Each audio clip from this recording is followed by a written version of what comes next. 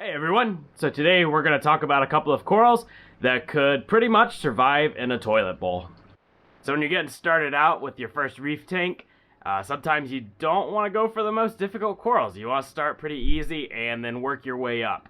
So the corals we're going to talk about today have the potential to take over a tank. They're very fast growing corals, and a lot of people consider them nuisance corals because they grow so fast they can just take over. But for a beginner, I think that's a good thing. They're really difficult to kill.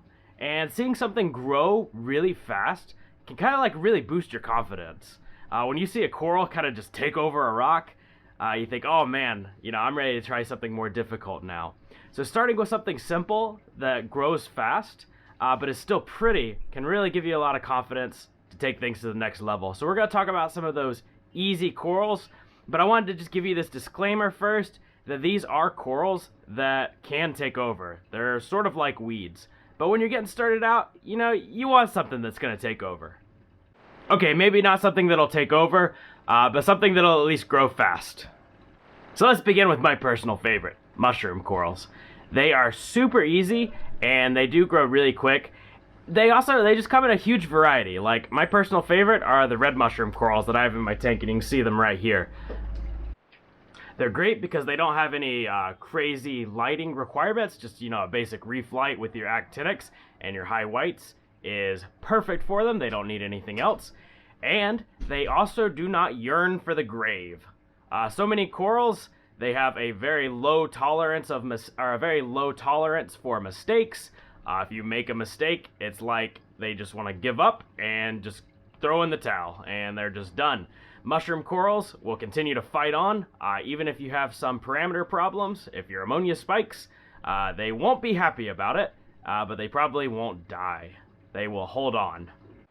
They're a great starter coral, but there's a lot of other neat mushroom varieties out there. You've got your bounce shrooms, you've got all these different colors, so it's not just a beginner coral. They're all pretty easy, but if you start to enjoy them, you can expand into some of the rarer variants. And get into some more advanced stuff that way. So it's a great place to start. You can get a cheap type of mushroom coral, and then if you like it, if they do good, then you can upgrade. You can go get some bounce shrooms. You can go get some of the rarer variants. Next up, we're going to talk about Kenya tree corals, also known as cauliflower soft corals. These are tough as nails, and to me they look really pretty. They've got like a nice sway in the water.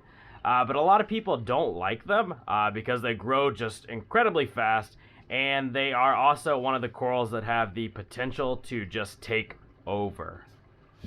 But I think they are just a great beginner coral just because of their high level of tolerance for mistakes.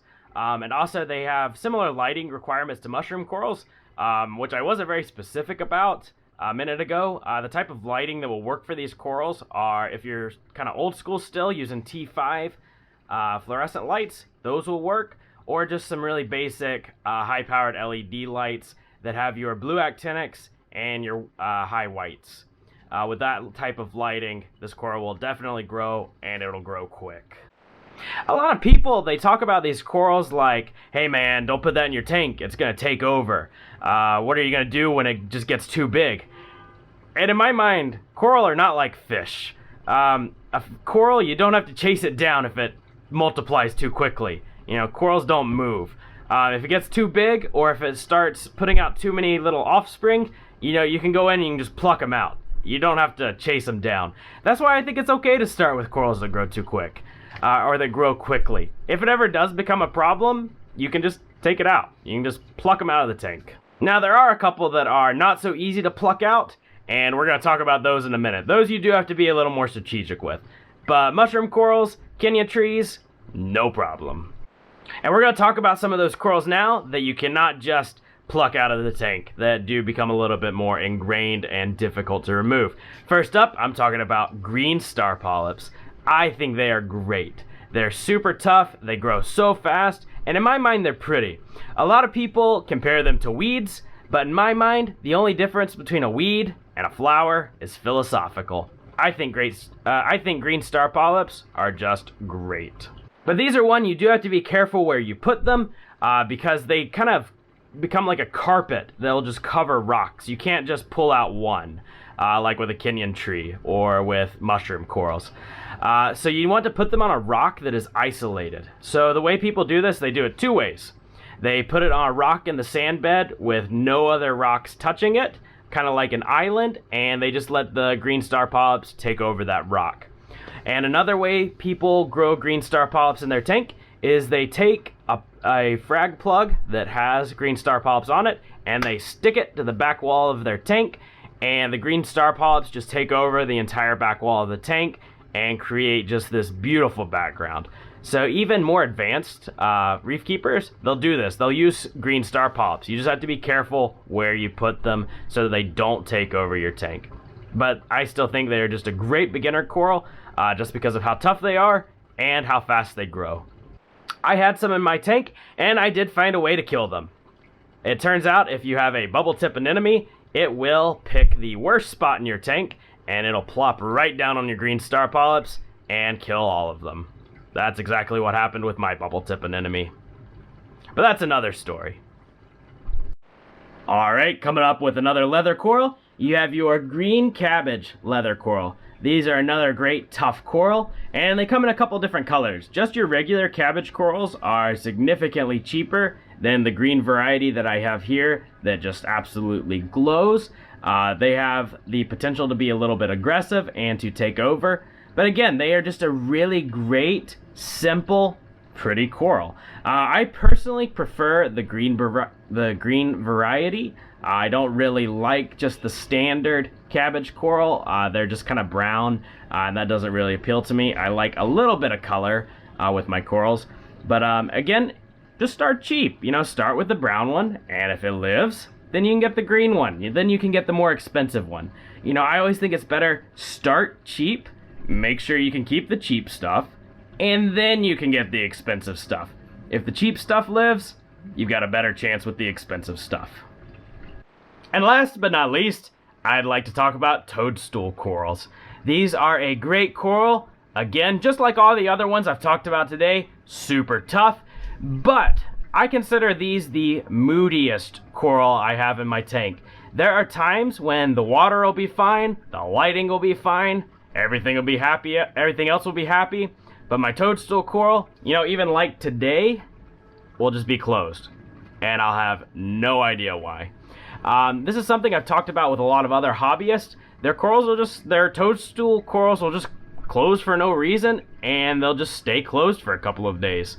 So a lot of times, I'm mentioning this because a lot of times people will get a toadstool coral, they'll put it in there, and it'll just stay closed for a while, and you think, oh man, did I kill it already? Probably not. Just give it some time. Like mine, it'll close up, you know, once a week for a couple of days. There was one time, it closed up for a week and a half. I didn't know what was wrong with it.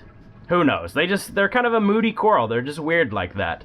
But one of the things I also want to note is a lot of times with this coral, they'll develop a slime coat when they have too much algae that's grown on them, or if they just get debris on them, like if they get a little bit of sand on top of them, they'll have this slime coat that covers them. They're not dying, nothing strange is happening, it's okay, it's normal for the coral, and then they'll shed that coat, and they shed that coat along with the algae and the sand. It's just one of the ways the coral kind of like keeps itself clean. So if you see it develop a slime coat and you see that slime coat coming off, that's not bad, that's just normal.